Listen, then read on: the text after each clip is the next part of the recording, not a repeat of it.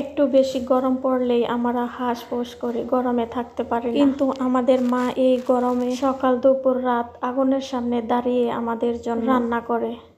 তার কষ্টটা একবার ভেবে দেখেছো? এরই নাম হলো মা। আজকে আমি আমার মায়ের মতো ডাঁটা তরকারি রান্না করব পাঙ্গাস মাছ দিয়ে। আসসালামু আলাইকুম, সবাই কেমন আছেন? আশা করি সবাই ভালো আছে। আলহামদুলিল্লাহ, আমিও ভালো আছি। আজকে আমি আমার মায়ের মতো করে ডাঁটা দিয়ে পাঙ্গাস মাছ রান্না করব আর ডাঁটা শাক ভর্তা করব। সৌদি আরবে আসলাম অনেক দিনই হয়েছে, তবে সৌদি আরবে আসার পর ডাঁটা তরকারি খাওয়া হলো না।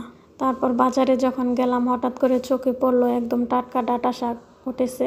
তারপর ওইখান থেকে ডাঁটা গুলা নিয়ে আসলাম। ডাঁটার সাথে শাকগুলো ছিল একদম টাটকা। তারপর যখন ডাঁটা নিয়ে আসলাম হঠাৎ করে মনে হলো যে ডাঁটা, প্রথমে ভেবেছিলাম শুটকি দিয়ে রান্না করব। তো বাড়িতে থাকতে একদিন পাঙ্গাস মাছ দিয়ে বাড়িতে থাকতে খেয়েছিলাম, তো অনেক ভালো লেগেছিল। তারপর বললাম যে আমার মায়ের মতো করে আমি আজকে রান্না করব ডাঁটা। তারপর আমার মায়ের মতো করে আমি ডাঁটাটাই রান্না করলাম পাঙ্গাস মাছ দিয়ে। তবে পাঙ্গাস মাছ আমার অনেক প্রিয়। আমি যে কোনো তরকারি পাঙ্গাস মাছ দিয়ে খেয়ে থাকি, আমার কাছে অনেক ভালো লাগে। তারপর আমার ডাঁটা তরকারি রান্না শেষ করে তারপর শাক দিয়ে ভাত খেলাম প্রথমে, তারপর আবার ডাঁটা শাক দিয়ে খাওয়ার জন্য নিয়ে আসলাম। তো আজকের ভিডিওটা কেমন হয়েছে অবশ্যই জানাবেন। আজকের মতো এই পর্যন্তই।